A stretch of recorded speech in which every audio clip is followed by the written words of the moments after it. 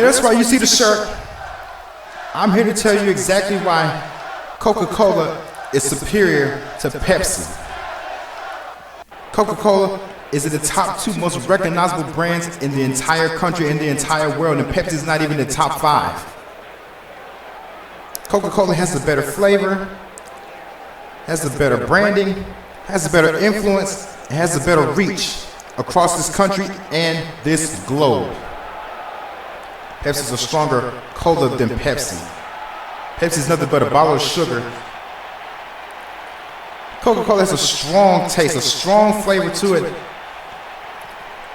And it may be a soda or whatever, but if some people don't know the word soda or pop, what do they call it? What do they call a carbonated beverage? Coke. What is someone in a bar? What do they order? Do they order a rum and Pepsi? No, they order a rum and Coke. What advertisements do you see playing in the movie theaters? Huh? Which ones do you see in the lobby? Do you see Pepsi? Maybe a few mom and pop movie theaters here and there, but no. On a global scale, national scale, Coke is in the movie theaters. Now I will say this. In restaurants, it's about 50-50, but I remember not too long ago, just a few years ago, Golden Corral ended its reign of serving Pepsi products in its restaurants and switched over to what? Coke. I mean, I don't even know why I'm out here. There's no debate. Coca-Cola is better than Pepsi. I'm sorry. Now, the only thing Pepsi has on us, the one brand that they have on us compared to all of our other brands, is Mountain Dew. Mountain Dew is probably like their strongest selling product in the entire company. And Dr. Pepper is pretty much on its own. I mean, it gets bottled through either Coke or Pepsi, but it's its own brand. I mean, it was the first soda ever invented. So Dr. Pepper and Mountain Dew are probably our only 2 main competitions, but everything else that Pepsi has, other than that, garbage. Does not compete. We have the better sodas, the better water, we have the better energy drinks, we have the better sports drinks, we have the better isotonics. I mean, we just acquired Body Armor, and we are selling like hotcakes. We are outselling Powerade, which is our own brand, and Gatorade as well. We are the top in isotonic sales right now with Body Armor. So just to make a long story short, if you want a quality soft drink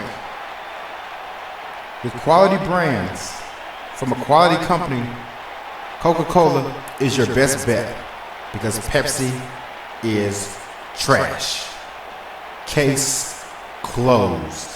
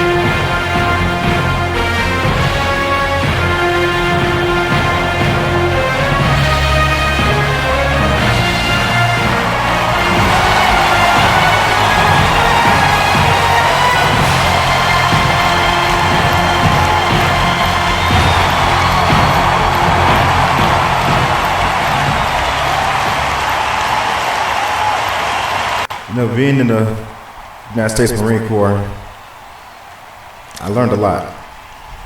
I learned how to shoot a rifle.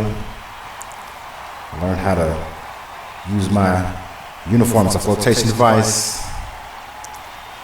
I learned that you could have a family outside of your blood relatives. And I also learned what I will and will not tolerate in my life. Stepping into the military, I was definitely shy, meek, weak-willed, and, you know, very lacking in a lot of departments that the military is looking for. I knew I didn't belong there, but I felt like I had no choice but to join. I did. I tried my best to make the best of it, but I didn't. My military career is abysmal. I'll be the first one to admit it. I had no business going into it, but I did it. Although I feel like not much has changed with me, I do feel that I have gotten a little bit stronger and a little bit smarter being in the military. And despite what you may think, being in the military is not all it's cracked up to be. Another thing that being in the military has taught me is that no matter where you go, social dynamics are still the same. I remember being in my first unit post boot camp. It felt like high school. As much as the military wants to preach about camaraderie and brotherhood and fellowship, there's still those little cliques within the military. There's still those little cliques within the unit where you know who you know and not what you know gets you a little bit further. And it pains me to say this. It really does, because I hold the military in high regard, but on the other hand, it's just the same as being a civilian. I mean, these people are human. They're not machines or whatnot. They're trained, very highly and expertly trained, but they're still human. And they're just like everyday people walking the streets, living in the country, you know, still living their lives while these men and women are out there risking their lives overseas and even here in the States. It's all the same. Okay, there's always like shortcuts within the system. You know what I'm saying? I mean, I may not have been the best Marine in my unit. I'll admit and say I was pretty much garbage. But I can honestly tell you that I have more integrity in my left pinky nail than most of those Marines have in their entire creatine-filled, weightlifting, CFT and PFT passing bodies. No matter how you think about the military, no matter how well you think they're put together, they are all just human.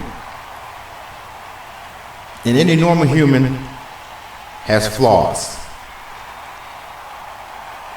No one's perfect. Perfect doesn't even exist. I'm not even sure why that word is even in the dictionary, because it doesn't exist.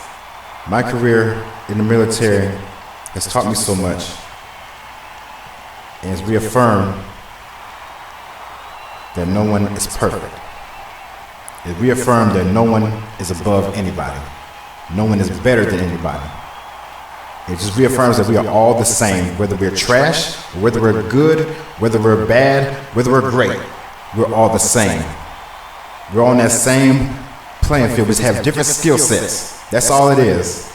Just different skill sets. But we are not any better than someone walking down the street right now, someone passing out mail, someone who's behind the counter flipping burgers, someone who's washing someone's car or changing someone's oil. No one is better than the other.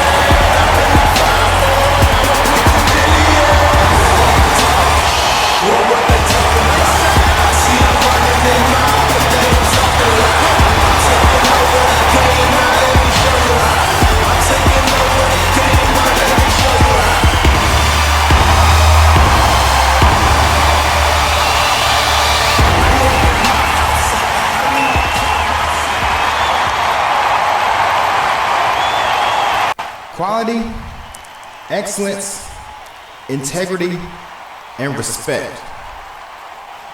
These are the core values of the Coca-Cola Company, a company in which I am an employee.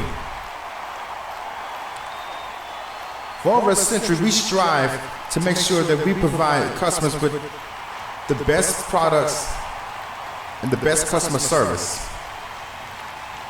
And in order for that to happen, we have to be a cohesive unit. We have to be a team. Everyone has to do their part, everyone has to do their share. Everyone has to do their job. But that doesn't go for just Coca-Cola, that goes for everybody. That goes for every career, every path. In order to accomplish a huge mission, you need a strong team behind you. And your team is only strong if everyone does their job. Everyone has to be a team player. Despite what differences you may have, despite your difference of opinions, difference of culture, when the mission at hand must be completed within a certain time frame, everyone has to pitch in. Everyone involved has to pitch in. You can't just have one or two people doing all the work while the rest of them collect all the glory. You can't just have everybody not focused. You have to have everyone on the same page. And your mindset, your work ethic, it all comes down to who you're really playing for. Now, there's some people out there who have incredible work ethic, but are lumped with a bad team.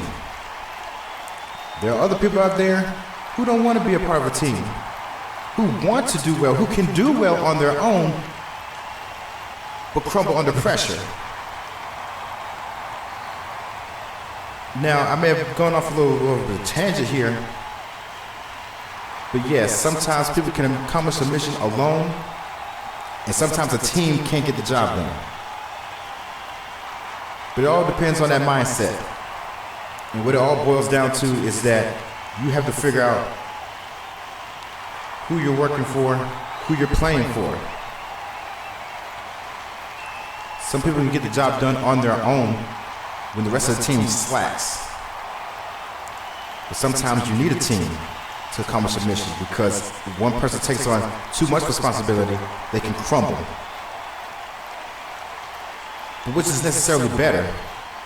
Doing the job on your own or working with a team who's not on the same page as you? It all boils down to one question. Can you be a team player? Yes or no? Being a team player is the first step. The ability to be able to work with others is that first step. But you have to ask yourself, if you're going to be willing to be a team player, you need to know for a fact who you're playing for. Are you going to be playing for a team or just a bunch of guys wearing the same jersey?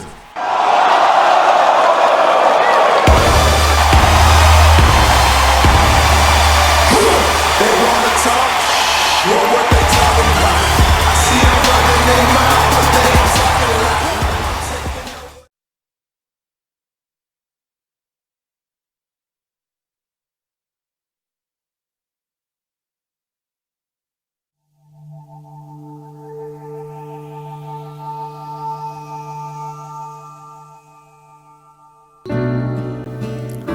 I was in love once.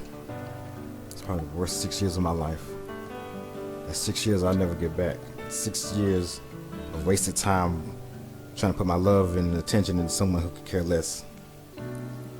It's hard falling in love, and it's hard, even harder to fall out of it. Especially when this person has a reputation for being a liar or a schemer or a user. Blindly, I would just say she's not like that, or you guys just don't know her, you haven't been around her how this is the same way I've been. But yeah, in the end, when this stuff turns out to be true, it's heartbreaking. It's very devastating, and it's very hard to recover from. You know, you claim that you'll be there for someone, but you find yourself in a position where you feel like you can't. And love is not reciprocated when affection or even friendship at that point, it's not the same as the amount that you're giving it. So sometimes the best thing to do is just walk away. And as tough as it has been to do, it's actually been very beneficial for me in the end, because now I'm at a point where I can honestly say that I'm over this person. That even if there was a chance for us to be together, I wouldn't take it, or nor would I have a desire to. I mean, early on, there have been days where I would just think about this person all the time and just feel hurt about not being able to be around them. But now, with time and, you know, space, I've been able to get over this person.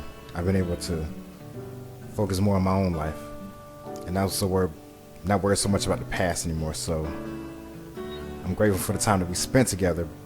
However, I wish no ill will on her.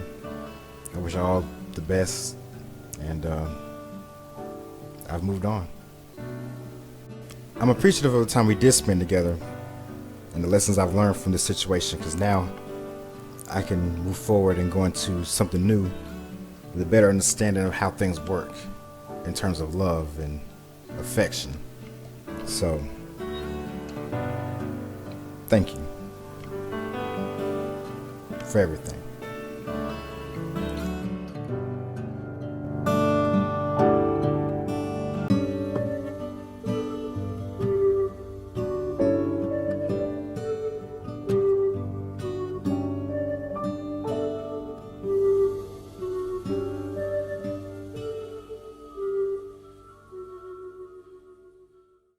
So alive, makes me wanna